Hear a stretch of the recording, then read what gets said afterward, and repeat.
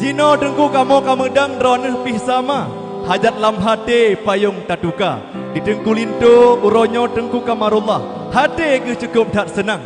Karena si adre ngandara baru. Dek Tian Novita katruh menjumpa. Zino terhuate ke buka payung.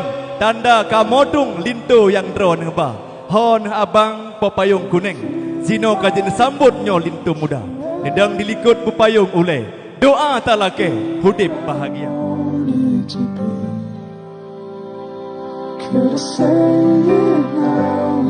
Lintu baru bernama Kamarullah.